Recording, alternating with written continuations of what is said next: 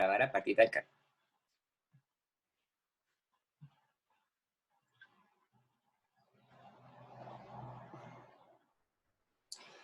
El problema 13 de la décima. Entonces voy a irme al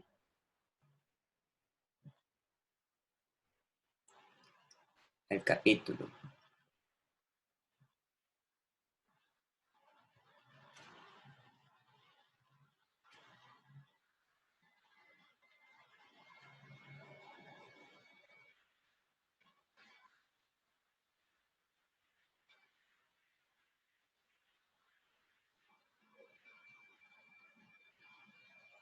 Aquí está. Aprovechen ahora para buscar el problema, ¿verdad? Si no lo han abierto, yo voy a leerlo.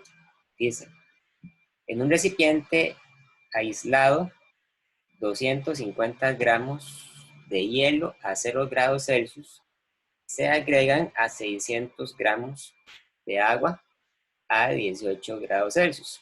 Pregunta A, ¿cuál es la temperatura final del sistema? Pregunta B, ¿cuánto hielo permanece cuando el sistema alcanza el equilibrio? Ok, es una pregunta de calorimetría, ¿verdad? Calorimetría es cuando ustedes ponen en contacto dos o más cuerpos a temperaturas diferentes y generalmente el problema es averiguar a qué temperatura es que los dos alcanzan el equilibrio, ¿verdad? En este caso estamos mezclando hielo a 0 grados con agua a 18 grados. Y bueno, vemos a partir del enunciado, ¿verdad? Que la respuesta a la parte B depende de lo que contestemos en la parte A. ¿Por qué? Porque el hielo, ¿verdad? O sea, el agua cuando se encuentra en el estado sólido, cuando forma hielo, ¿verdad? Solamente puede existir a temperaturas que sean iguales o menor a 0 grados Celsius. Por lo tanto, si la respuesta de la parte A es mayor a los 0 grados, significa que es imposible que haya hielo, ¿verdad? Tendría que ser solo agua. En cambio, si la temperatura final del sistema es 0 grados, significa que es posible que haya alguna cantidad de hielo. O sea, que no todo el hielo se haya derretido, ¿verdad? Para esta pregunta, entonces, son importantes dos cantidades. El calor específico del agua líquida, porque uno de los componentes de la mezcla es agua líquida, ¿verdad? Tenemos que buscar cuál es el coeficiente, bueno, la capacidad calorífica del agua líquida, ¿verdad? Es decir, cuánto calor absorbe el agua líquida por unidad de masa y por unidad de cambio de temperatura. Y además ocupamos el calor latente del hielo. Es decir, cuánto calor hace falta para derretir una masa de hielo o más bien para congelar una masa de agua. Para este problema no hace falta conocer, sin embargo, la capacidad calorífica del hielo, porque ya sabemos que el hielo está a 0 grados, ¿verdad? Y que el hielo al entrar en contacto con el agua líquida se calienta. Por lo tanto, la temperatura del hielo no va a cambiar de 0 grados, no se va a enfriar, ¿verdad? Lo único que va a hacer es calentarse, pero al calentarse, lo que hace es primero derretirse, y una vez que se forma agua, si es que lo hace, aumenta la temperatura a más de 0 grados, ¿verdad? Bueno, voy a devolverme unas cuantas páginas en este capítulo para buscar esos coeficientes, que esos no están, no están en, no están en la redacción del problema. Aquí.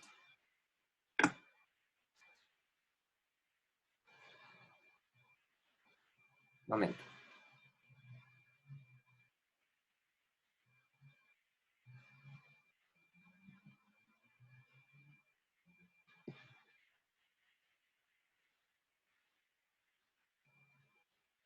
Ok, entonces voy a devolver aquí. En esta tabla vienen cuáles son los calores específicos de algunas sustancias a 25 grados Celsius y atmosférica. Básicamente la capacidad calorífica del agua líquida no cambia no cambia de manera apreciable, ¿verdad? En el rango de temperaturas en que el agua es líquida. Por lo tanto, tomamos como capacidad calorífica del agua este valor, ¿verdad? 4186 joule entre kilogramos. 4186 joule entre kilogramo grados Celsius. Y más adelante viene cuáles son los calores latentes, ¿verdad? Nos interesa el calor latente, aquí está. El calor latente que requiere el hielo para convertirse en agua. Es decir, sería el calor latente de fusión. Aquí está. El calor latente sería de 3,33 por 10 a la 5 joule entre kilogramos. Eso quiere decir que se requiere 3,33 por 10 a la 5 joule para derretir un kilogramo de hielo, ¿verdad? Y convertirlo en agua líquida a 0 grados. Entonces, vamos a la pizarra. ¿Okay? Ya tenemos los datos, ¿verdad? Esos hay que tenerlos ahí a mano, ¿verdad? Para usarlos después. El calor específico del agua lo escribimos con la letra C y el calor latente del agua, del hielo, el calor latente de fusión lo escribimos con la letra L, siguiendo la convención del libro. Entonces, ustedes tienen un recipiente, ¿verdad? En ese recipiente hay cierta cantidad de hielo. Entonces nos dice el problema que al principio tenemos una masa de 250 gramos de hielo. Vean que es necesario, ¿verdad? Convertir esa masa a kilogramos. Los voy a llamar MH a la masa del hielo. 250 gramos es igual a 0,25 kilogramos.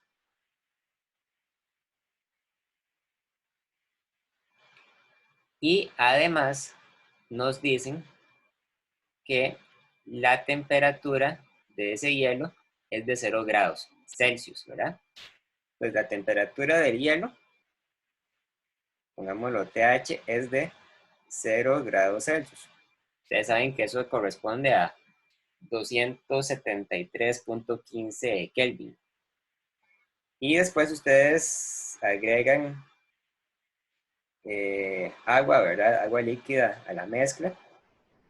Entonces nos dicen que la masa de agua, pongámosle MA, es de 600 gramos, que hay que convertirlo a kilogramos. Entonces serían 0,6 kilogramos, ¿verdad? Y la temperatura del agua líquida es 18 grados. O sea, el agua está más caliente que el hielo, ¿verdad? 18 grados Celsius. Entonces, ¿qué es lo que sucede acá? Bueno, el objeto que está más caliente le cede calor al objeto que está más frío. En este caso, el agua líquida le cede calor al hielo. Asumimos que como el problema dice que el recipiente es aislado, ¿verdad? No se pierde ninguna cantidad de calor al medio ambiente, al exterior, y tampoco se cede del exterior ninguna cantidad de calor. O sea, lo que quiere decir eso es que todo el calor que se intercambia, ¿verdad? Sale del agua líquida y llega al hielo. Aquí la pregunta que tenemos que hacernos es la siguiente. El calor que cede el agua, ¿verdad? El calor del agua, digámoslo como una Q, ¿verdad?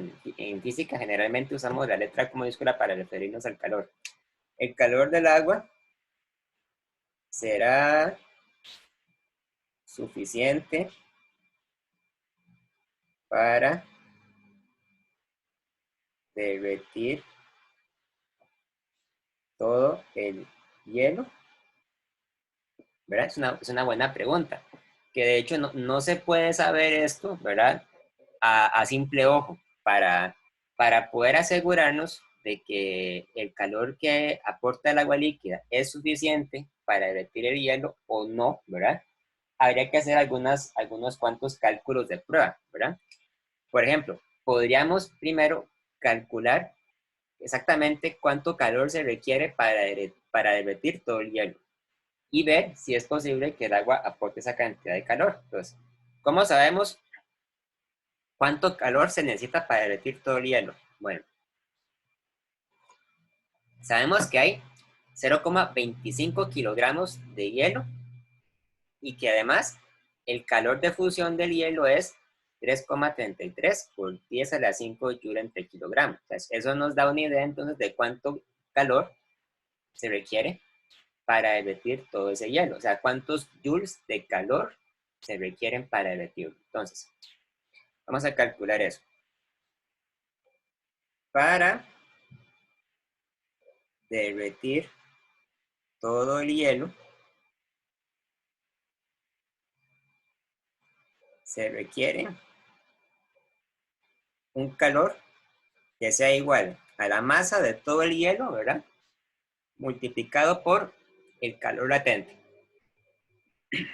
Esto es igual a 0,25 kilogramos por 3,33 por 10 a la 5 joule entre kilogramo. Vean que esta cantidad se mide en joules. Vamos a ver.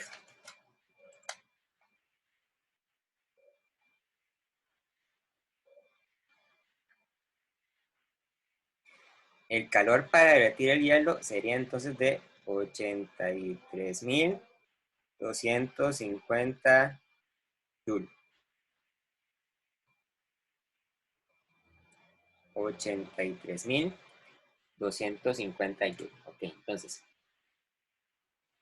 el calor latente siempre es positivo. No, depende de cómo lo tomen, ¿verdad? Si ustedes se preguntan cuánto calor se requiere para derretir el hielo, o sea, para convertirlo de sólido a líquido, ¿verdad? Entonces sabemos que hay que agregar calor. Entonces, cuando vamos en esa dirección, o sea, cuando vamos de sólido a líquido, es positivo, porque se requiere agregar calor para hacer el cambio de fase. En cambio, si la pregunta hubiera sido al revés, la pregunta hubiera sido cuánto calor hay que sacar para congelar el agua, o sea, para hacer el paso de líquido a sólido, ahí entonces tenemos que extraer calor del hielo, bueno, del agua, ¿verdad? Entonces ahí sería calor negativo. Entonces, por tanto, el calor latente sería negativo. O sea, el calor latente es negativo cuando vamos de líquido a sólido y es positivo cuando vamos de sólido a líquido. Y algo parecido sucede cuando estamos considerando cambios de fase entre líquido y gas, ¿verdad? Para pasar de líquido a gas hay que agregar calor. Entonces, el calor latente de vaporización sería positivo. Pero para pasar de gas a líquido hay que extraer calor, ¿verdad? Por lo general un líquido tiene menos calor que un gas. Entonces, para pasar de gas a líquido hay que usar un calor latente negativo. Y si fuera el caso de que hubiera un problema en donde hay un paso directo de sólido a gas, ¿verdad? Entonces, para ir de sólido a gas hay que agregar calor positivo. Para ir de gas a sólido hay que extraer calor, sería negativo. Pues como en este caso estamos preguntándonos cuánto calor hay que agregar para que el hielo se derrita, pues toma positivo. Entonces, ahora que sabemos cuánto calor se necesita para que el hielo se derrita, vamos a ver cuánto calor es capaz de proveer el agua que estamos agregando, que se encuentra a 18 grados Celsius. ¿Ok? Podría ser menos calor. Si el agua puede aportar menos calor, eso significa que no todo el hielo se va a derretir, ¿verdad? Por lo tanto, la temperatura final de la mezcla va a ser la temperatura del hielo, va a ser 0 grados Celsius. Si el agua es capaz de aportar más calor, entonces significa que no solamente se derrite todo el hielo, sino que además esa masa de hielo que se convierte en agua, ¿verdad? También va a aumentar de temperatura. Y si resultara ser que la cantidad de calor que puede aportar el agua es exactamente igual a la cantidad de calor que requería el hielo para derretirse, pues vamos a encontrarnos con que llegamos a una mezcla de de agua, ¿verdad? Agua líquida, pero que se encuentra totalmente a 0 grados Celsius, ¿verdad? ¿Es posible tener agua líquida a 0 grados? En el caso límite en que todo el hielo se derritió, pero no alcanzó el calor para nada más, ¿verdad? Entonces, el agua líquida que se encuentra a una temperatura de 18 grados, ¿verdad? Puede aportar esta cantidad de calor. Entonces, como es agua líquida que se está enfriando, o sea que está disminuyendo su temperatura, el calor que aporta es igual a la masa del agua por el calor específico del agua por la diferencia de temperatura que experimenta el agua. Eh, Podríamos decir entonces que el agua pasa de 18 grados a 0 grados, ¿verdad? Porque empieza a 18 grados y termina a 0 grados. Entonces, a ver, la masa de agua era de 60 gramos, 600 gramos, o sea, es 0,6 kilogramos por el calor específico del agua, que al principio del problema lo hemos ido a buscar, ¿verdad? Es de 4186 joules entre kilogramo entre grados Celsius.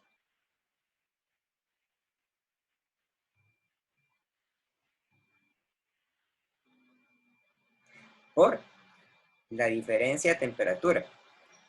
Sería irnos de 0 grados, perdón, sería irnos, sí, de 0 grados, irnos a 0 grados desde los 18 grados, ¿verdad?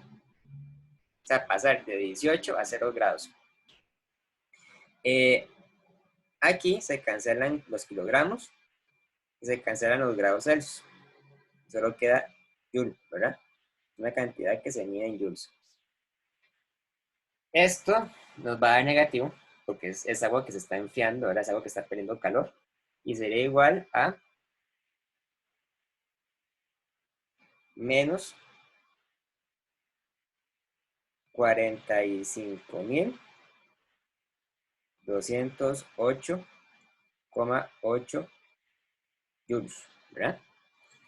Esa es todo el calor que puede aportar el agua líquida antes, ¿verdad? De que se empiece a congelar ella también. Entonces, vemos que el agua líquida es capaz de aportar 45.000 y resto de joules, ¿verdad? Pero el hielo necesitaba 83.000 y resto de joules para enfriar, para derretirse. Entonces, ¿qué significa esto? A ver, significa que el hielo se logra derretir, significa que solo una porción del hielo se derrite, significa, ¿verdad? Que como se requiere más calor para derretir el hielo del que el agua líquida es capaz de aportar, entonces significa que no todo el hielo se va a derretir, ¿verdad? Al final nos va a quedar una masa de hielo que no se va a derretir. Entonces, al deducir esto, sabemos, ¿verdad? Que al final del problema, ¿qué nos va a quedar? Bueno, al final nos va a quedar un recipiente, ¿verdad? Con cierta cantidad de hielo, va a quedar menos hielo del que había al principio, ¿verdad? Y nos va a quedar una masa de agua líquida. Y todo se va a encontrar a una temperatura de 0 grados Celsius, ¿verdad? La masa de agua líquida que nos va a quedar al final va a ser igual a la masa que ustedes echaron al principio más la masa de hielo que se derrite. No sabemos todavía cuánto hielo se derrite. ¿Ok? Entonces hay que calcular eso. ¿Hasta aquí alguna pregunta? ¿Dudas?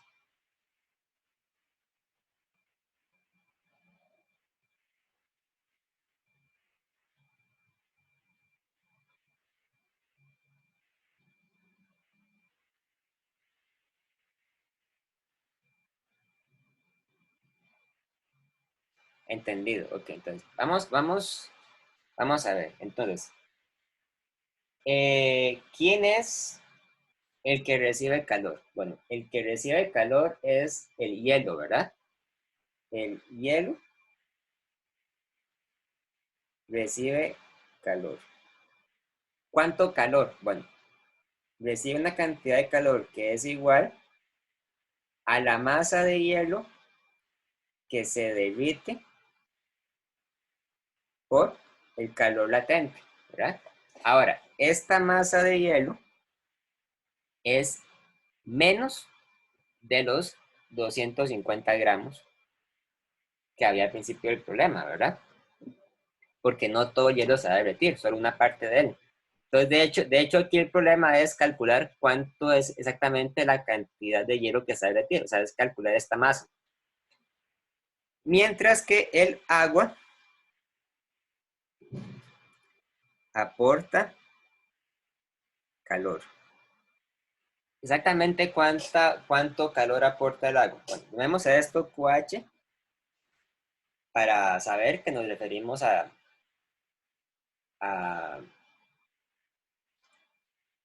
al hielo inicial. Entonces, el agua va a aportar esta cantidad de calor. Una cantidad de calor que va a ser igual a la masa del agua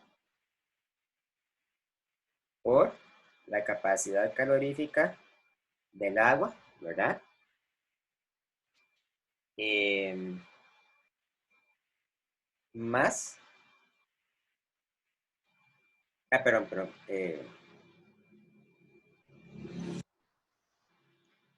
la masa por la capacidad, así por el cambio de temperatura, ¿verdad? Por delta T, vemos lo T final menos T inicial.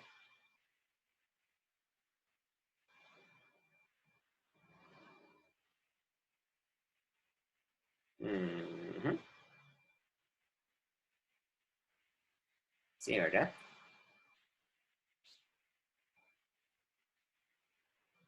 Ah, claro. Y, mm, claro, y una vez que hemos agregado el agua, una cantidad una porción del agua agregada, sí, se va a derretir, ¿verdad? Se va a congelar. Claro, claro, ¿verdad? Sí, lo que va a suceder más bien, perdón, me equivoqué con la explicación que di ya ese momento en esta parte. Claro, lo que va a suceder es que una cantidad de agua agregada se va a congelar también. Entonces, más bien, la masa de hielo que nos va a quedar al final va a ser mayor. Claro,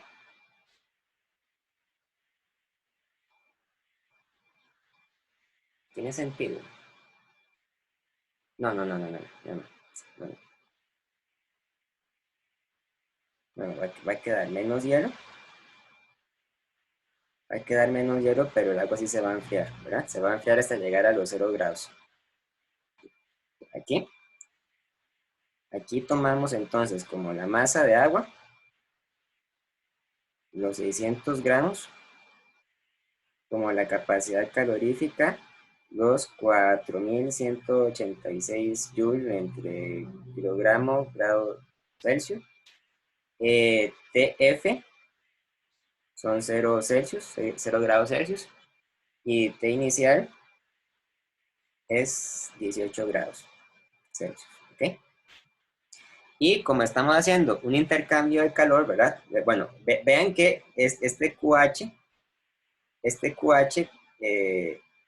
es positivo, ¿verdad? Es mayor que cero. Pero este QA, el calor del agua, se calcula restando TF menos TI, ¿verdad? TF es la temperatura final, es cero. Y TI es la temperatura inicial, es 18 grados. Por lo tanto, QA nos va a quedar negativo. O sea, porque el agua está perdiendo calor.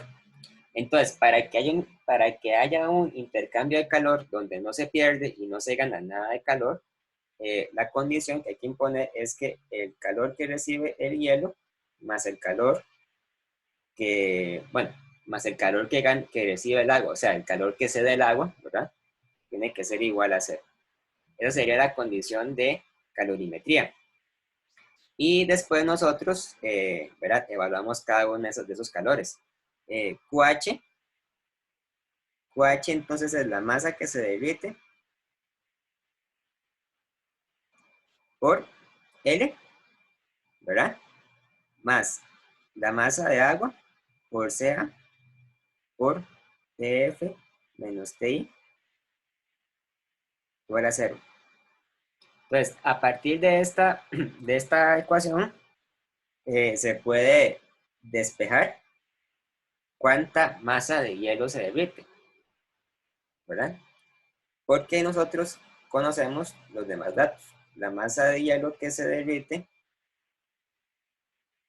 es igual a, bueno, menos MA por CA por TF menos T inicial dividido entre L. Vean que esta cantidad que está del lado derecho de la ecuación tiene que ser positiva, ¿verdad?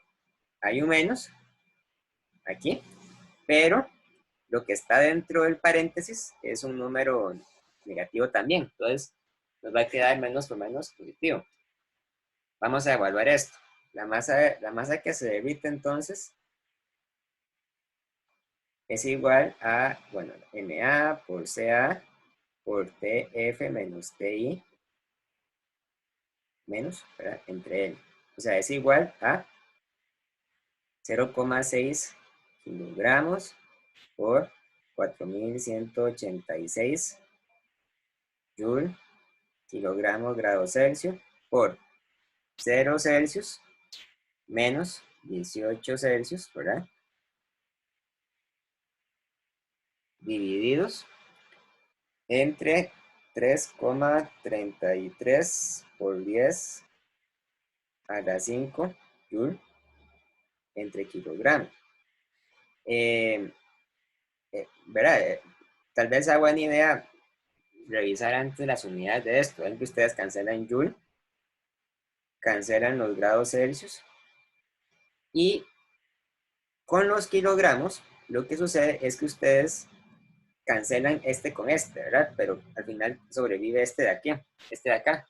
Entonces la cantidad que vamos a calcular nos tiene que dar en kilogramos. La masa de hielo que se derrite es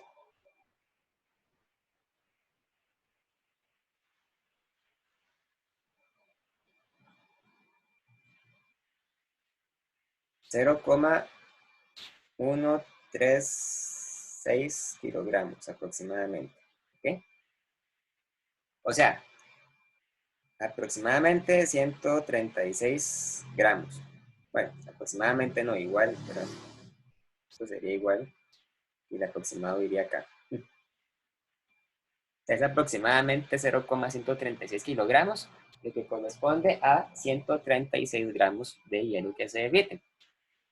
Pero ojo, la pregunta no es cuánto hielo se derrite, la pregunta es, de hecho, cuánto hielo permanece cuando el sistema alcanza el equilibrio, o sea, cuánto fue la masa de hielo que no se derritió. Entonces, el hielo que no se derritió, ¿verdad? Es el que ustedes calculan restando la masa inicial de hielo menos la masa de hielo que sí se derritió. O sea, 0,25 kilogramos menos 0,136 kilogramos.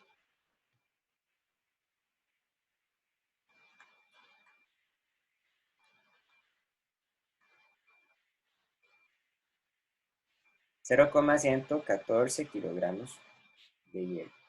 Esa sería la respuesta, ¿verdad? Esa es la cantidad de hielo que quedó en el recipiente.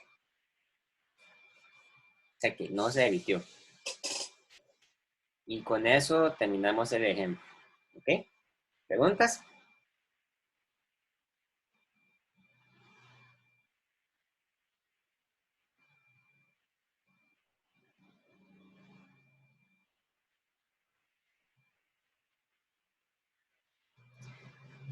Muy bien.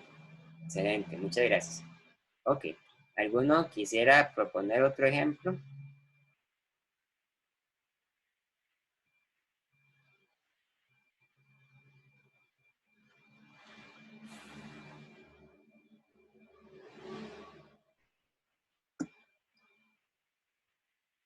Uno con la gráfica de presión.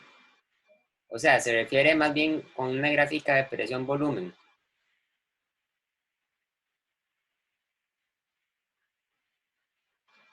Sí, un problema de un ciclo termodinámico. Vamos a buscar uno entonces.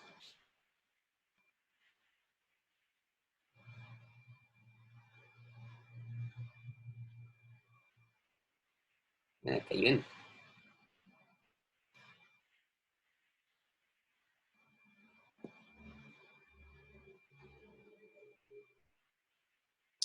Pero tal vez uno, vamos a ver, hagamos este, el 16, que es par.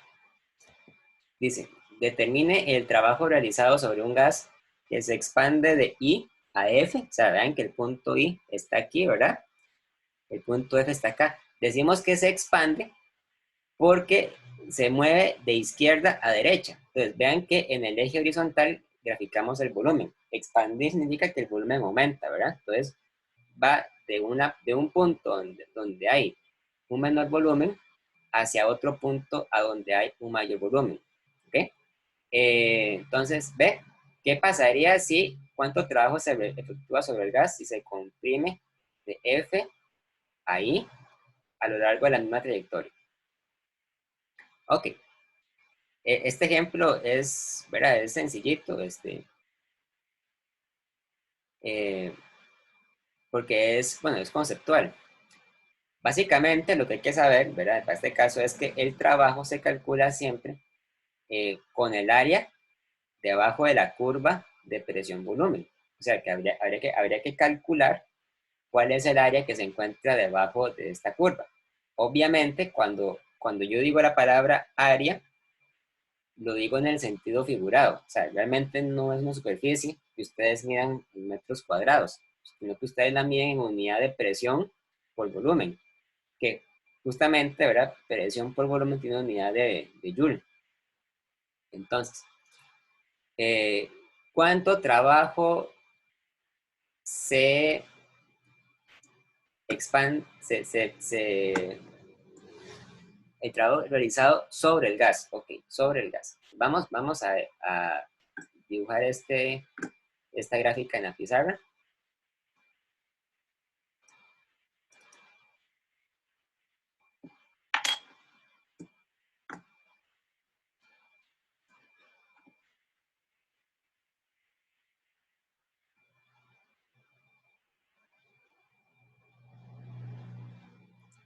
Presión, volumen, ¿okay? La presión se mide en pascal, ¿verdad? La unidad del sí.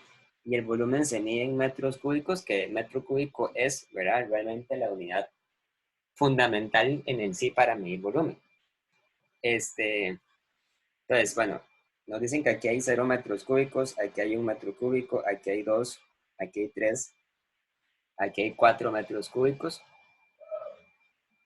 Para cada uno de esos podemos trazar entonces unos ejes verticales. No voy a preocuparme que quede todo exactamente a escala, ¿verdad? Y hacen, eh, hacen una división en el eje de pascales. Cuando la gráfica es una curva, se resuelve mediante una integral. Bueno, se integra cuando usted conoce la forma de la función que describe la curva, ¿verdad? Eh, Obviamente, ¿verdad? El área bajo la curva es la integral definida. Es lo mismo, ¿verdad? Nada más que la integral es el caso más general. Nosotros podríamos incluso integrar esto. Lo que pasa es que no tendría mucho sentido porque es un caso sencillo, ¿verdad? Donde ustedes pueden ver fácilmente cómo calcular el área porque son rectángulos y triángulos. Entonces, bueno, en el eje horizontal hacen 3 marquitas, ¿verdad? Bueno, sí, 3 marquitas.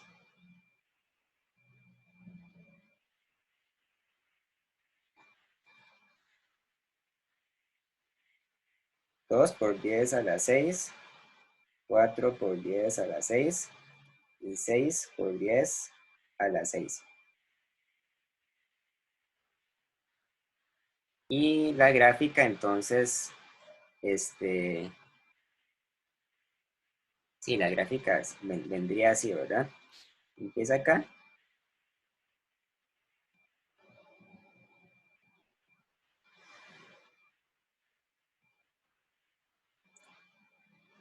Después se viene para acá.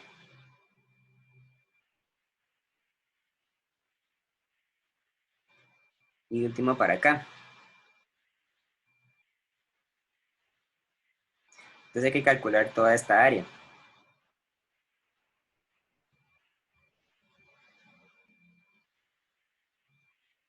O sea, toda el área que está aquí encerrada.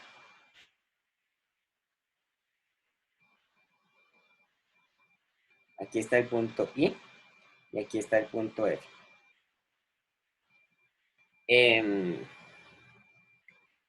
¿Cómo se calcula el área de eso? Bueno, hay varias formas, ¿verdad? O sea, vean que ustedes pueden descomponer esto en, en este triángulo, ¿verdad? Y luego agarran este rectángulo y agarran este otro rectángulo. Entonces, digamos que esto es la figura 1, la figura 2 y la figura 3. El área de la figura 1 se calcula como un rectángulo, ¿verdad? Entonces, el área de la figura 1, vamos a ver, sería base por altura. La base, ¿cuánto mide la base? La base mide 1 metro cúbico, ¿verdad? Entonces sería, eh, voy, sería 1 metro cúbico por altura. ¿Cuál es la altura de la figura 1? Bueno, la altura de la figura 1 sería todo esto de acá, ¿verdad? 6 por 10 a la 6 pascales.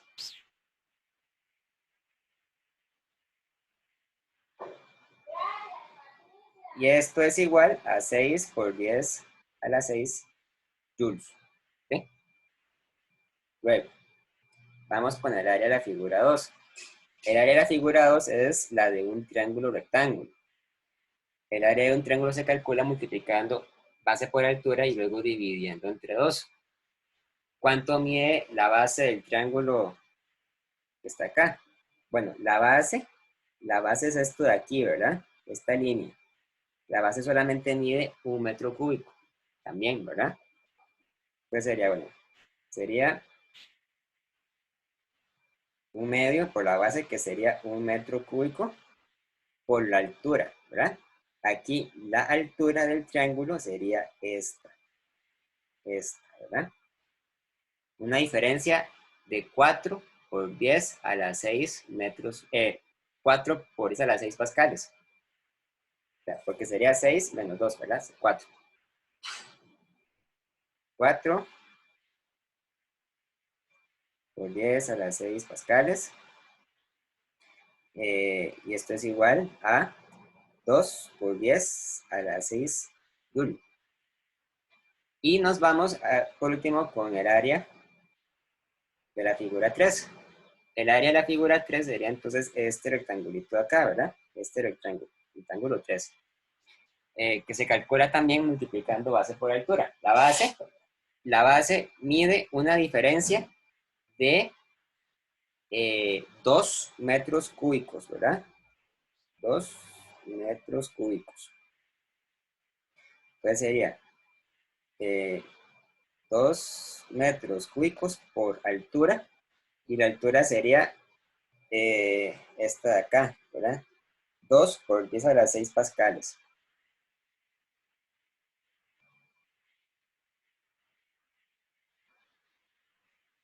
Que es 4 por 10 a la 6 joule. De manera que la suma de las áreas sería entonces 6 por 10 a la 6 más 2 por 10 a la 6 más 4 por 10 a la 6 más, ¿verdad? Es igual a 1,2 por 10 a la 7 Joule. Se calcula con el aire. Ahora, todavía no podemos apresurarnos a decir que este valor que calculamos es la respuesta. Hay que leer cuidadosamente la pregunta. La pregunta de la parte A dice, determine el trabajo realizado sobre un gas. O sea, la pregunta sería, determine la cantidad de energía que recibe el gas al expandirse. Y aquí entra en juego eh, una idea muy importante, que es la siguiente. Cuando ustedes están comprimiendo un gas, o sea, cuando ustedes están disminuyendo su volumen, ustedes hacen un trabajo positivo sobre el gas, ¿verdad? ¿Por qué? Porque al contraer el gas, ustedes le están dando energía, o sea, están invirtiendo energía en hacer que se comprima. Pero cuando un gas es el que se expande, o sea, cuando el gas está creciendo, es más bien el gas el que eh, está tirando energía al exterior para poder expandirse. Entonces, en este problema, como el gas está moviendo de izquierda a derecha, o sea, como se está expandiendo, el gas está perdiendo energía. O sea, que realmente la persona que está expandiendo el gas o el agente externo que está expandiendo el gas está haciendo un trabajo negativo sobre él. Entonces, la respuesta de la pregunta A es que el trabajo realizado sobre el gas es de hecho negativo. O sea, el trabajo realizado sobre el gas vendría a ser igual a menos 1,2 por 10 a la 7 joules. Insisto en esto porque en este punto es en lo que se diferencia la respuesta de la pregunta A de la respuesta de la pregunta B. En la pregunta B dice, ¿qué pasaría si cuánto trabajo se efectúa sobre el gas si se comprime de F a I siguiendo la misma trayectoria? O sea, se mueve de derecha, si se moviera, perdón, si se moviera de derecha a izquierda, o sea, si pasara de un punto donde tiene un volumen mayor a un punto donde tiene un volumen menor, o sea, se está comprimiendo. Y para comprimirse, entonces hay que hacer un trabajo positivo. Entonces, la respuesta de la parte B sería la misma que la de la parte A, pero positivo. O sea, la respuesta de la parte B sería el mismo valor, pero positivo. Esta es la parte A y esta es la parte B. Y para la parte B es 1,2 por 10 a la 7 joules, porque es para comprimirse. ¿Okay? Y lo mismo se puede, digamos, decir acerca de cualquier trayectoria, ya sea una trayectoria recta, una trayectoria diagonal, una trayectoria curva, ¿verdad? La idea es que para comprimir un gas hay que hacer trabajo positivo y para expandirlo hay que hacer un trabajo negativo. Bien. ¿Preguntas? ¿Dudas al respecto?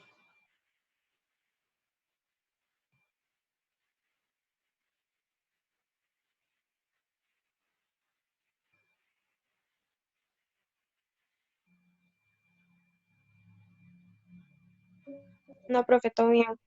Ok. Bueno, tal vez voy a buscar otro problema de gráficas de ciclo termodinámico. Ya voy.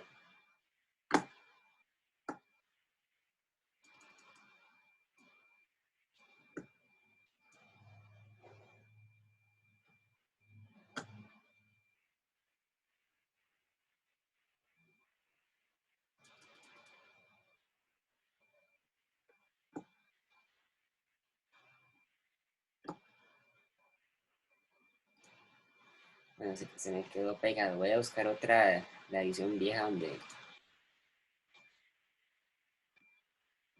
puede ser que haya otro ejemplo bonito para hacer.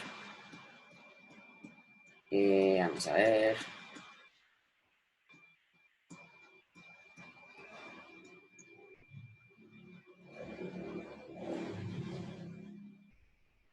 Sí, vean, tal vez hagamos este de acá.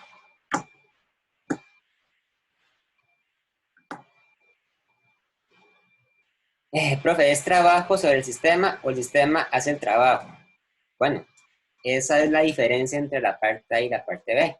En la parte A es el trabajo sobre el sistema,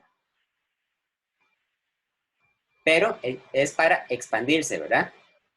Entonces, es el trabajo que hay que hacer para expandirlo. En la parte B, sí, en la parte B, de hecho, también era trabajo sobre el sistema, pero para contraerlo. Si la pregunta hubiera sido ¿cuánto trabaja hace el sistema? Hubiéramos tenido que haber entonces invertido el signo de menos en las respuestas, ¿verdad? Un gas, vamos a ver, cuando un gas se expande, cuando un gas se hace más grande, entonces el gas es el que hace un trabajo positivo y el medio ambiente es el que hace un trabajo negativo sobre él. Mientras que cuando un gas se comprime, eh, el medio ambiente es el que hace un trabajo positivo sobre él y el gas es el que hace un trabajo negativo. ¿Okay? De hecho, bueno, sería bueno, ¿verdad? Que ustedes hagan ejemplos de estos para que se familiaricen con esa idea, ¿verdad? Pero realmente, digamos, eh, viene a partir del hecho de en qué casos es que un gas gana y en qué casos es que un gas pierde energía. Vamos este de acá, el de esta gráfica. Dice, una muestra de gas ideal se expande al doble de su volumen original de 1 metro cúbico. O sea, aquí es 1 metro cúbico y se expande hasta alcanzar un volumen que es el doble, o sea, un volumen de 2 metros cúbicos, en un proceso cuasi estático para el que la presión es igual a una constante alfa por el volumen al cuadrado. Con alfa igual a 5 atmósferas entre metro a la 6, ¿verdad? Esto no es, ¿verdad? No es nada extraño porque esto tiene que ser las unidades de alfa para que el producto de todo esto de atmósferas, ¿verdad? De una unidad de presión. ¿Cómo se muestra en la figura? ¿Cuánto trabajo se consume en el gas en expansión? Okay, bueno, mismo proceso. El trabajo es el área bajo la curva. Hay que calcular el área bajo esta curva. Haciendo el cuidado de que hay que convertir las cantidades a pascales. Esto es muy importante. Pues voy a pasarnos a la pizarra.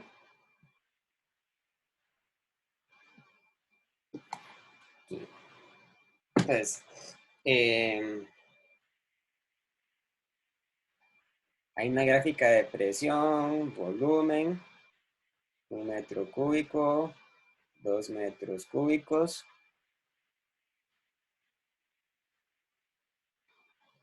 Y el gas hace algo así, ¿verdad? Digámoslo otra vez. Hace una gráfica que es esta de aquí. Presión igual a una constante alfa por volumen al cuadrado. O sea, es una parábola. Y queremos calcular cuánto trabajo hace cuando pasa de 1 metro cúbico a 2 metros cúbicos. O sea, queremos calcular el área encerrada, ¿verdad? Ahora, nosotros no nos dicen el valor de la presión aquí, ni el valor de la presión acá. No importa. O sea, si hiciera falta se podría calcular, pero no va a ser necesario. Bueno, el área se calcula con la integral, ¿verdad? Entonces, ¿cuánto es el trabajo? Bueno, es igual a la integral de la presión con respecto al volumen. Tal vez vamos a devolvernos un momento a la pregunta para leerla bien. La pregunta en sí dice, ¿cuánto trabajo se consume en el gas en expansión? O sea, hay que tener cuidado con esa interpretación de la pregunta, ¿verdad? Porque no, tal vez no nos queda claro si se refiere al trabajo que hace el gas o el trabajo que hacen sobre el gas, ¿verdad? Si dice cuánto trabajo se consume en el gas, se refiere a cuánto trabajo hace el gas, ¿verdad? Cuánto trabajo realiza el gas o realiza el sistema.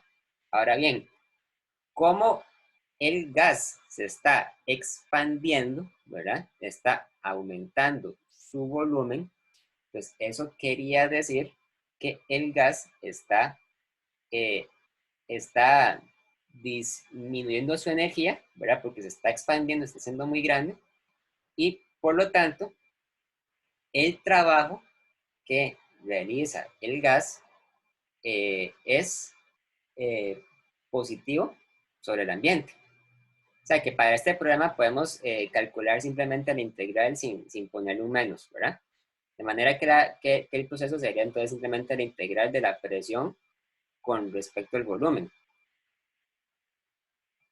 Entonces, eh, ojo que esta integral, ¿verdad? Hay que delimitarla. La integral va definida desde un volumen inicial de 1 metro cúbico hasta un volumen final de 2 metros cúbicos. Y la presión, ¿verdad? Como ustedes ya saben, es una función del volumen. Entonces, sería la presión inicial al volumen final, perdón, de alfa, volumen cuadrado de V. O sea, sería 1/3 de alfa por volumen a la 3 de volumen inicial al volumen final, ¿verdad? Por lo tanto, el trabajo sería 1/3 de alfa por volumen final a la 3 menos volumen inicial a la 3, donde volumen final son 2 metros cúbicos, volumen inicial es 1 metro cúbico y alfa era igual a 5 atmósferas entre metro a la 6. Esto hay que convertirlo a unidades del sí. Entonces hay que pasar de atmósferas a pascales. Una atmósfera es igual a 1,01 por 10 a la 5 pascales. Lo cual sería entonces 5,05 por 10 a la 5 pascales entre metro a la 6, ¿verdad? Vean que cuando ustedes evalúen todo, les va a quedar en joules. Entonces, el trabajo sería un medio de 5,05 por 10 a la 5 pascales entre metro a la 6 por 2 metros cúbicos a la 3 menos 1 metro cúbico a la 3. Bueno, las unidades de esto serían entonces pascal por metro a la 9 entre metro a la 6, ¿verdad? Entonces sería pascal por metro a la 3. Esto sería joule. ¿Okay? La respuesta entonces es, vamos a ver cuánto es.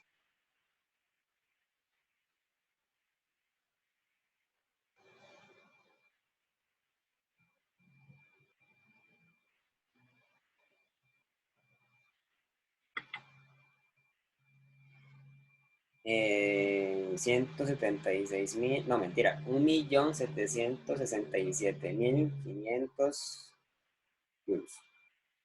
Es bastante. O sea, realmente hay que hacer un montón de trabajo para expandir un gas al doble de su volumen.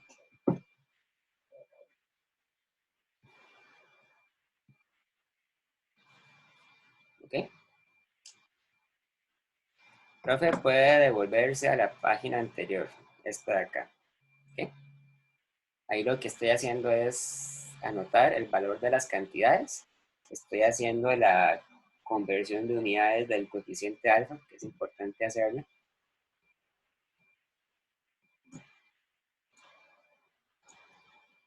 Muy bien.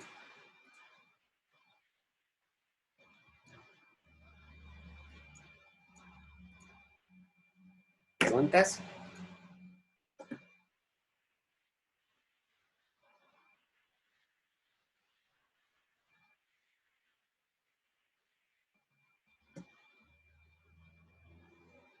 Sí, tiene toda la razón, es un tercio.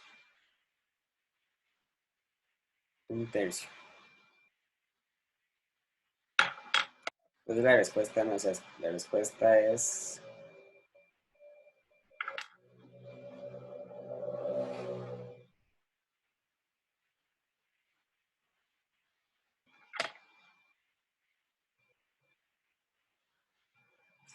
1.178.333,3 periódicos joules. Ok, muchas gracias. ¿Una otra pregunta? ¿Alguna duda?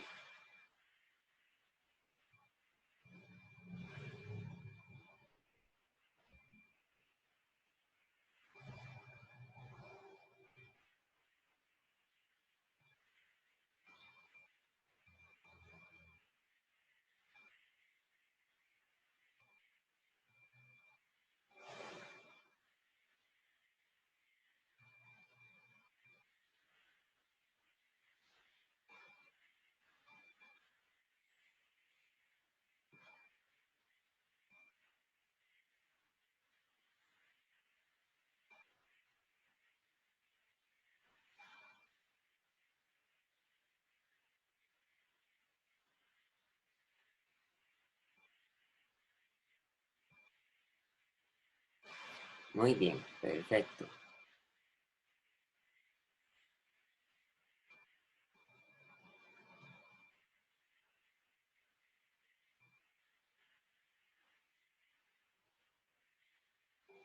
Ok, ¿alguien quisiera proponer otro ejemplo, algún ejercicio para hacer o busco uno yo?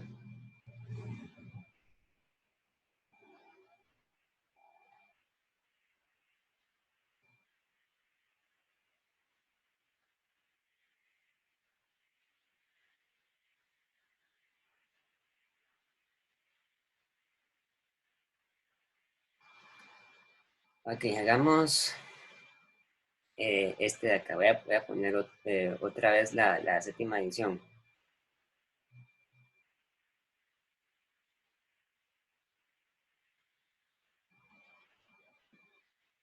Este de acá, un problema de un ciclo cuadrado.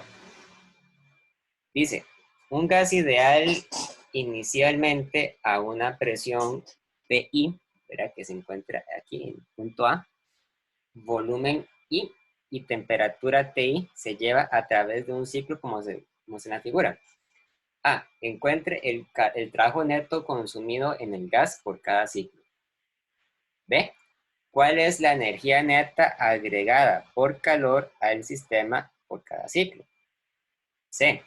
Obtenga un valor numérico para el trabajo neto consumido por cada ciclo por un mol de gas inicialmente a una temperatura de 0 grados Celsius.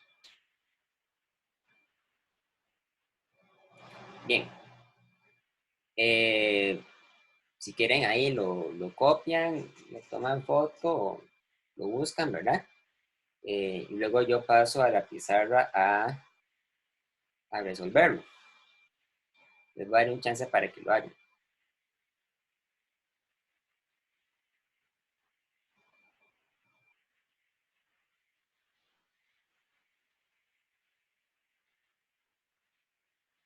¿Ok? Bien, entonces voy a irme a la pizarra.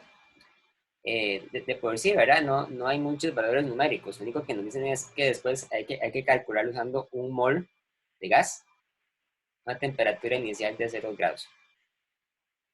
Entonces, Vamos a ver.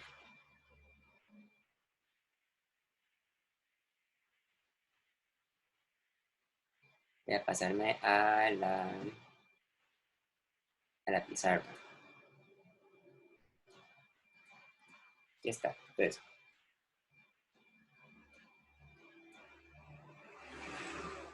hay una gráfica de presión, volumen. Esto es el volumen inicial.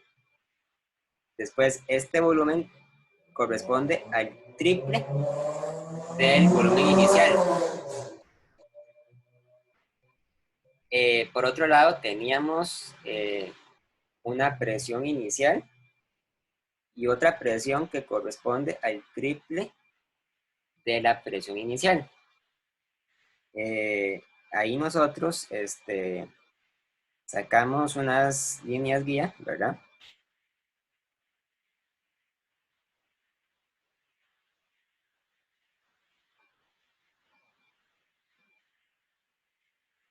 Y entonces con esto somos capaces de enmarcar los pasos que sigue el ciclo termodinámico. O sea, se supone que en principio el problema empieza aquí en el punto A. Vamos al punto B, al punto C y al punto D, ¿verdad?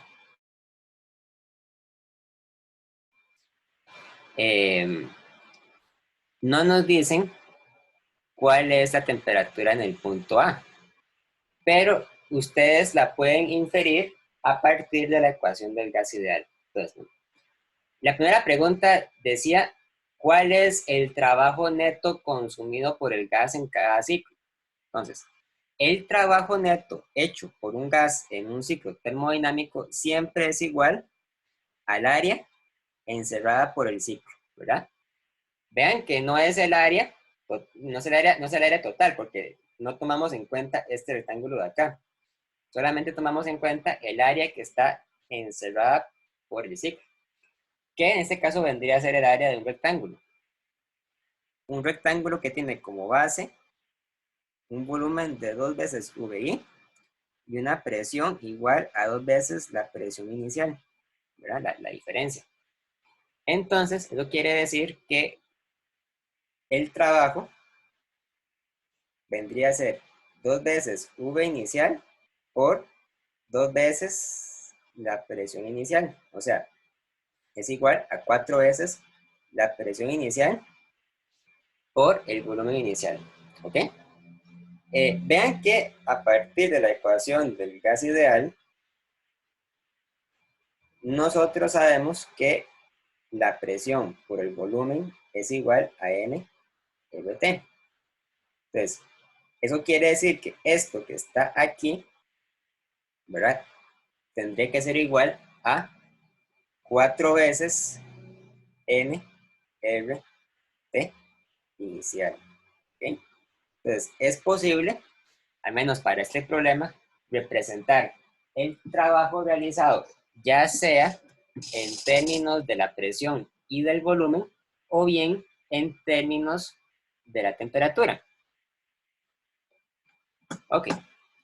Eso sería entonces el trabajo realizado por el gas. ¿Hasta aquí? ¿Alguna pregunta?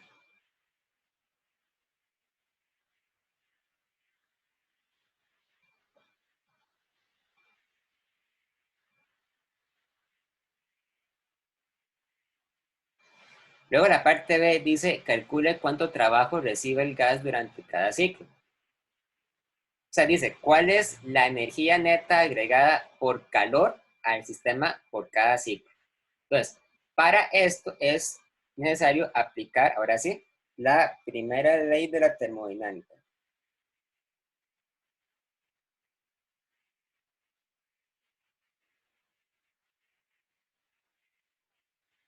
la cual dice que el cambio en la energía en un sistema termodinámico es igual al calor recibido menos el trabajo realizado, ¿verdad? O sea, la primera ley es un enunciado muy general que lo que dice es que la energía de un sistema puede cambiar, o sea, puede aumentar o puede disminuir, ya sea en forma de calor o en forma de trabajo. Ahora, un resultado muy importante de esto es que en un ciclo termodinámico el cambio en energía es cero, ¿verdad? Es cero siempre que sea un ciclo cerrado. Si el gas hace un proceso y en ese proceso no termina en el mismo lugar donde empezó, entonces no se considera un ciclo. Pero si es un ciclo en el cual el gas termina en el mismo lugar donde empezó, porque se movió en círculos, se movió en cuadrados, se movió en triángulos, se movió en la figura que sea, pero empezó en el mismo lugar donde terminó, entonces se considera un ciclo cerrado y por lo tanto el cambio neto en la energía del gas al final de ese ciclo es cero. ¿Okay? Eso es un resultado general para cualquier sistema que hace un ciclo cerrado termodinámico. Entonces, cuando eso sucede, ustedes pueden decir entonces que, bueno, cero es igual al calor menos el trabajo. Por lo tanto, el calor es igual al trabajo. Entonces, en cada ciclo,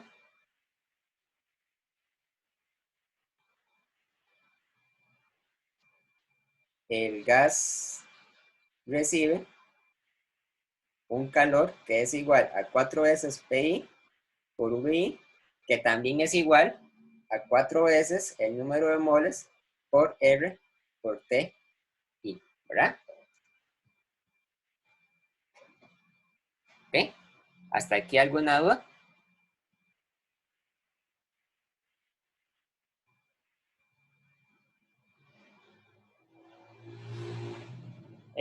Aún no hemos terminado la pregunta, ¿verdad? Luego dice, obtenga un valor numérico para el trabajo neto consumido por cada ciclo por un mol de gas inicialmente a una temperatura de 0 grados. Entonces nos dicen que calculemos el trabajo para un mol, o sea, para n igual un mol, una temperatura inicial de 0 grados Celsius, ¿verdad? Vean que cuando estamos trabajando con problemas de gases ideal, es absolutamente necesario siempre trabajar con temperaturas en una escala absoluta. Entonces, esto tendría que ser igual a 273,15 Kelvin, ¿verdad? Entonces, ¿cuánto trabajo se hace? Bueno, el trabajo era 4 veces PI por VI, ¿verdad? Pero nosotros no conocemos ni la presión ni el volumen. Lo que sabemos es la cantidad de moles y la temperatura. Entonces sería 4 veces un mol por R, que sería 8,314 Joule entre mol Kelvin por 273,15 Kelvin. Y eso, vamos a ver,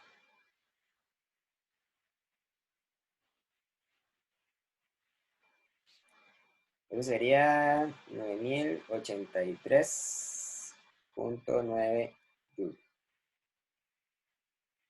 Ahí estaría la respuesta. Ok, ¿preguntas?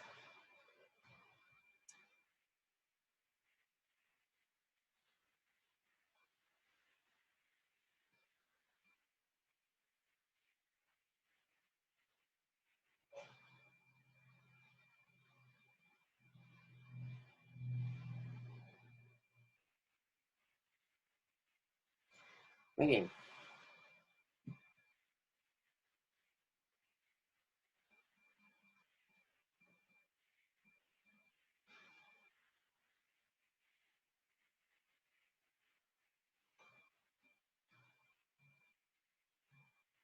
Ok, me están surgiendo un problema. Ya voy, esperen. Ya casi vuelvo. Y lo contestamos.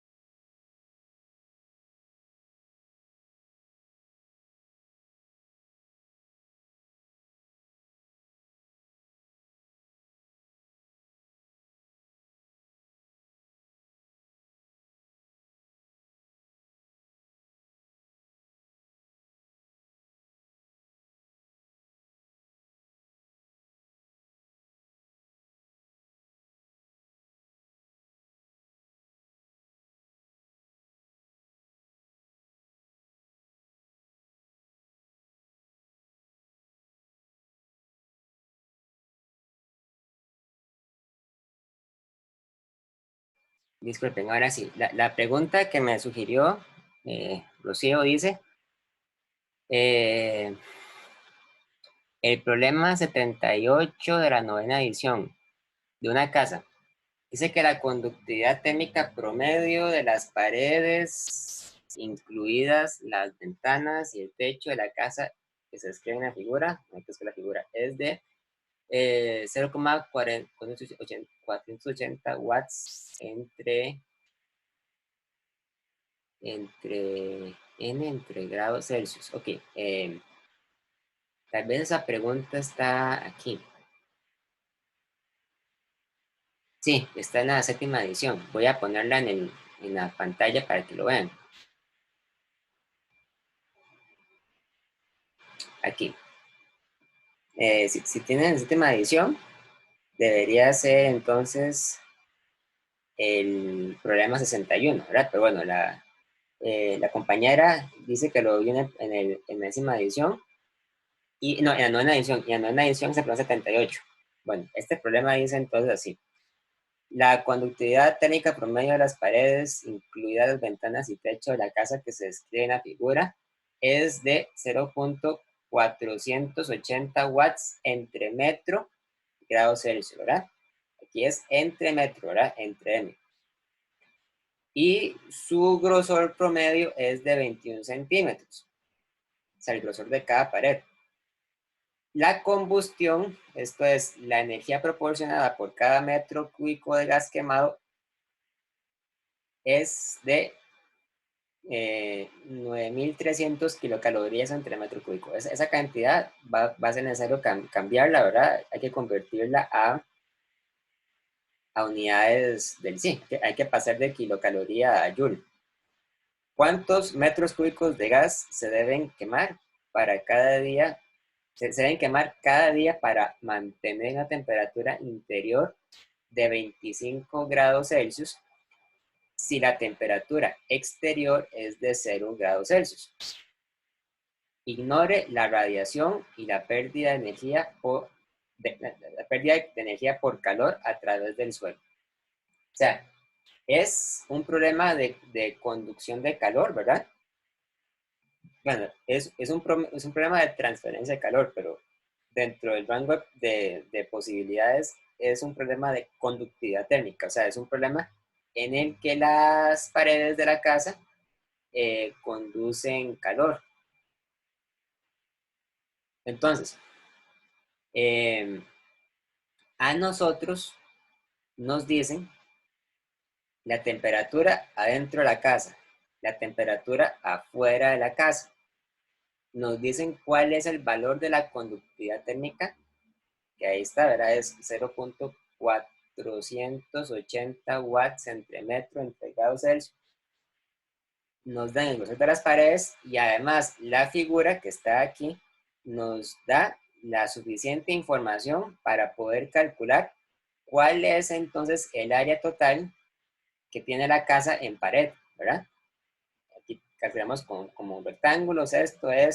Incluso podemos calcular el área de este triangulito de acá porque sabemos que forma un ángulo de 37 grados. Eso va a ser pura mate, ¿verdad? Pero bueno, la pregunta en sí es, ¿cuántos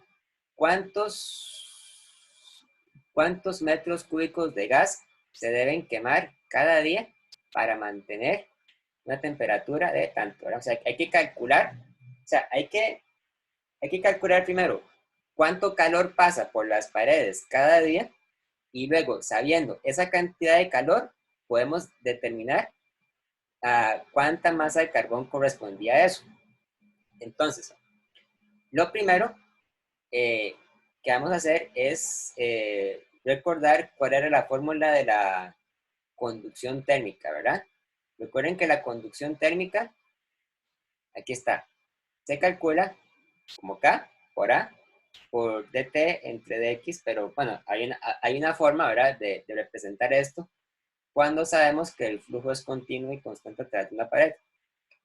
Recuerden entonces que para la conducción térmica,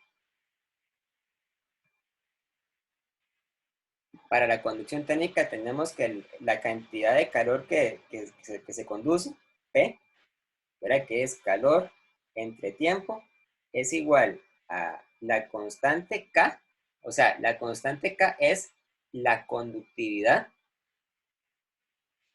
del material del que está hecha las paredes de la casa por el área total de las paredes de la casa por la temperatura afuera de la casa. Bueno, realmente deberíamos decir que es la temperatura adentro. Digamos la temperatura, bueno, adentro menos temperatura afuera dividido entre el grosor de la casa, ¿verdad? Entonces, bueno, nosotros sabemos que la conductividad, o sea, el valor de K es igual a 0,480 watts entre metro entre grados Celsius. La temperatura adentro de la casa es de 25 grados Celsius. La temperatura afuera de la casa es de 0 grados Celsius. Y el grosor de las paredes de la casa es de 21 centímetros. Eso hay que pasarlo a metros. Es 0,21 metros. Entonces, aquí el problema va a ser calcular esto, el área total de las paredes de la casa. Entonces, tenemos que irnos al dibujo, ¿verdad? A la imagen en cuestión. Voy a volverla a pasar para que la vean.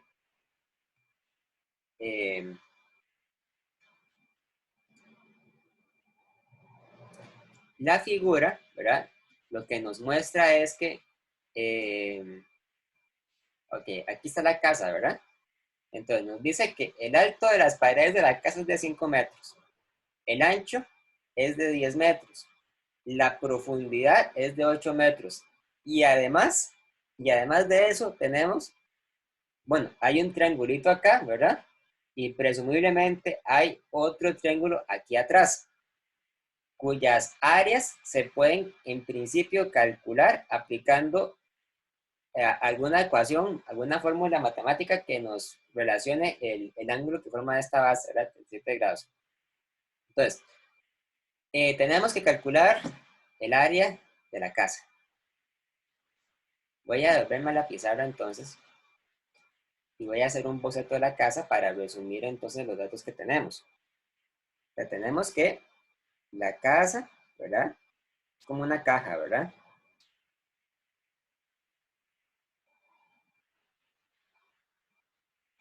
Así se vería la casa si ignoramos el techo, ¿verdad?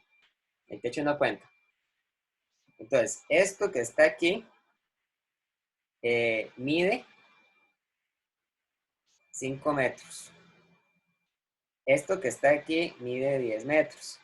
Esto que está aquí mide 8 metros. Y aquí tenemos un ángulo de 37 grados. Entonces, hay que calcular, llamemos a esto el área 1, ¿verdad? A esto llamémoslo el área 2.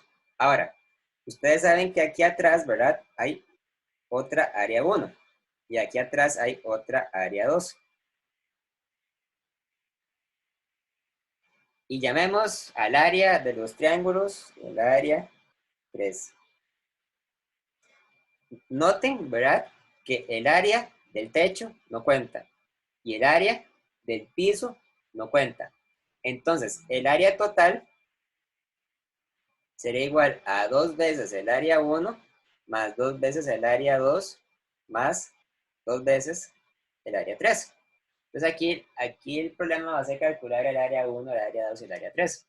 Bueno, el área 1 es 8 por 5, ¿verdad?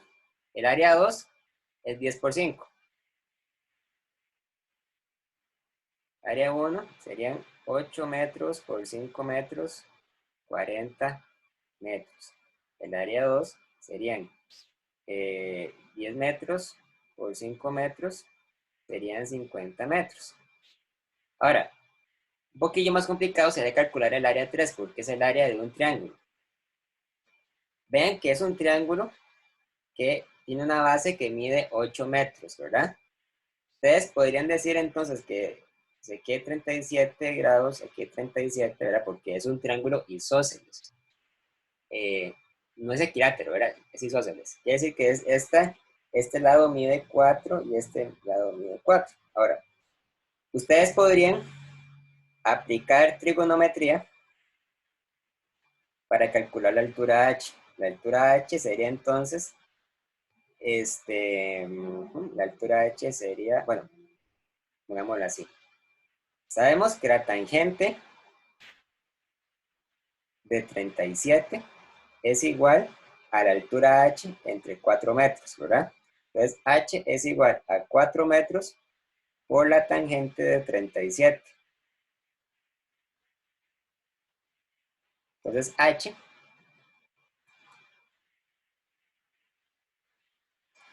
asegúrense de tener su calculadora en grados, ¿verdad? Sería 4 por la tangente de 37, 3.01 metros. Y entonces, sabemos entonces que esto es un triángulo que tiene una base de 8 metros, ¿verdad? Y una altura h de 3,01 metros. Por lo tanto, el área 3 sería 1 medio de 8 metros por 3,01 metros. Esto sería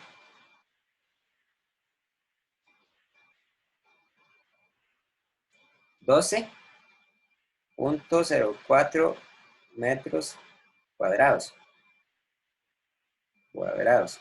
Y entonces el área total sería 2 veces el área 1, más 2 veces el área 2, más 2 veces el área 3.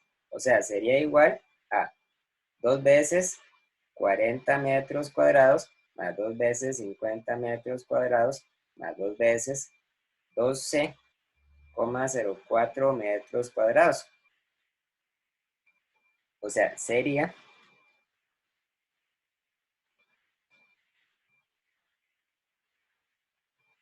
204.08 metros cuadrados.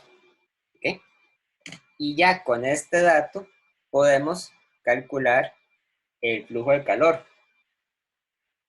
El flujo de calor es igual a K por A por T adentro menos T afuera entre D. Ahora sí, esto sería entonces 0,480 watts entre metro grado Celsius por el aire, que ya calculamos que es 204,08, ¿verdad?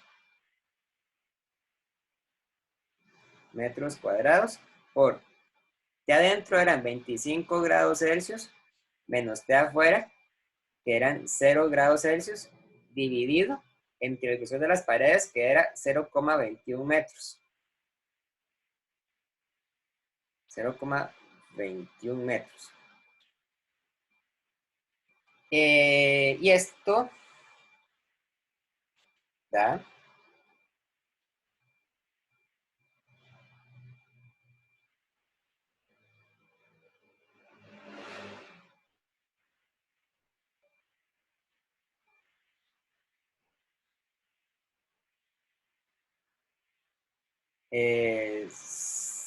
11.661,7 watts, ¿verdad? Lo que es lo mismo a decir 11.661,7 joule entre segundo. Ahora, con esta información podemos saber entonces cuánto calor hay que producir en un día para mantener la temperatura adentro de la casa a 25 grados, ¿verdad? En un día, un día que es igual a 24 horas por, ¿verdad? 3.600 segundos. Tenemos entonces 86.400 segundos. Entonces la cantidad de calor sería el flujo por el tiempo. Serían 11.661,7 watts por 86.400 segundos.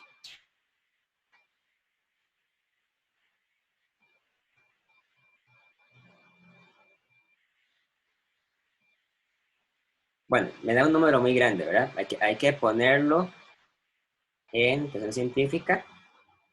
Así lo voy a hacer. 1,0 por 10 a la 9 joules.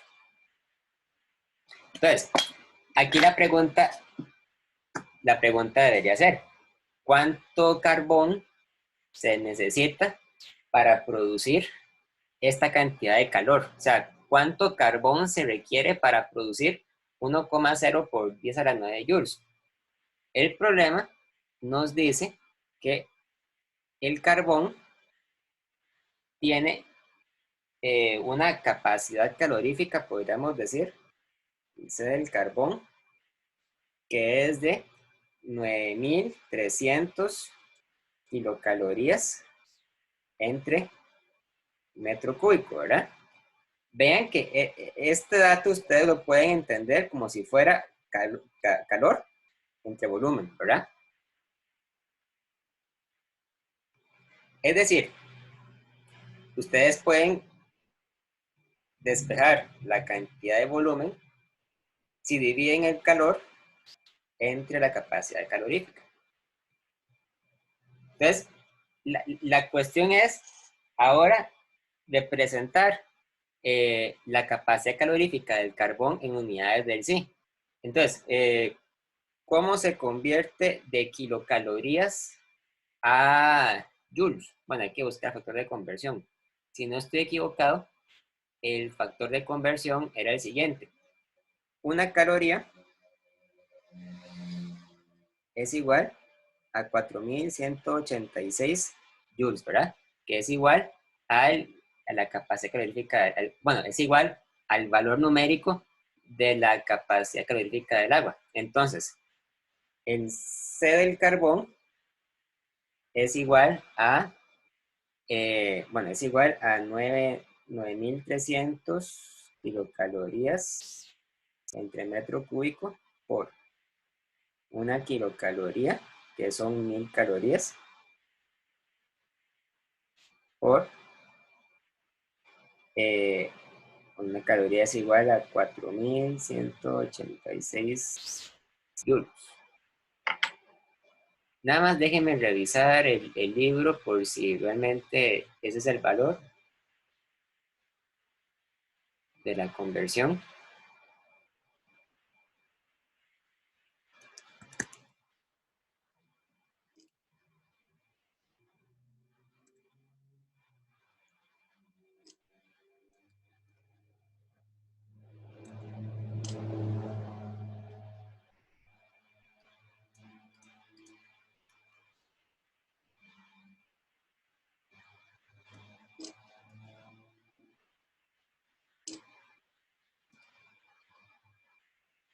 La caloría, voy.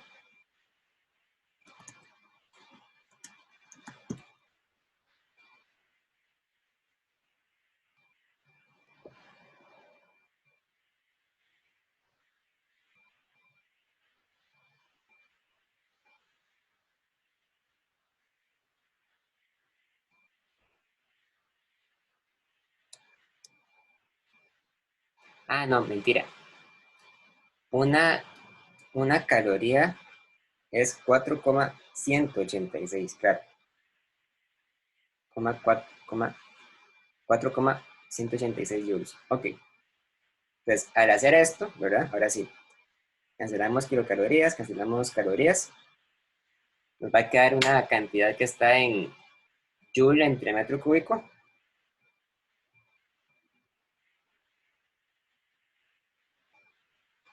Ahí está. Esto es, entonces, 3,89 por 10 a la 7 joule entre metro cúbico, ¿verdad? Y bueno, recordando que el calor que hemos calculado antes era 1,0 por 10 a la 9 joule. Eso quiere decir entonces que el volumen se calcula dividiendo el calor entre la capacidad calorífica. O sea, el volumen de carbón que ustedes necesitan es 1,0 por 10 a la 9 joule entre 3,89 por 10 a la 7 joule entre metro cúbico. O sea, vamos a calcular cuántos metros cúbicos de carbón se necesitan para mantener la casa caliente, ¿verdad?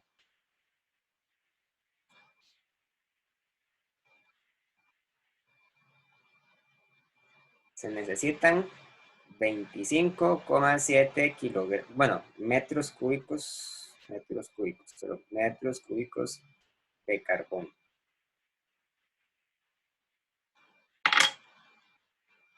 ¿Ok?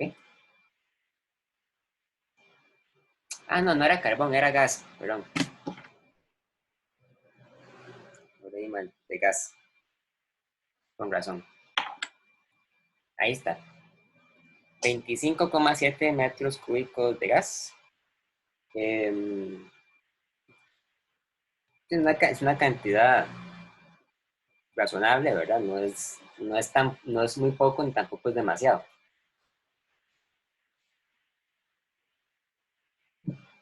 Tiene sentido que de eso. Ok, ¿preguntas?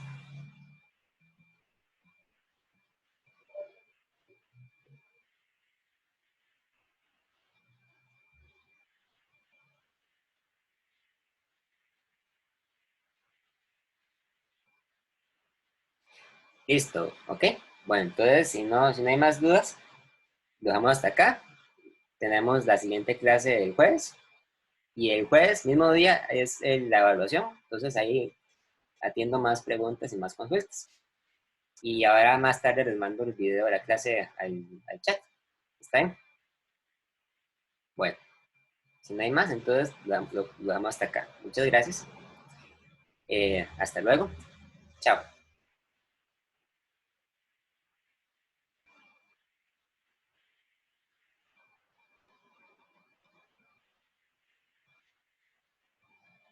Antes de cerrar, no, hasta ahí. Ok. Chao.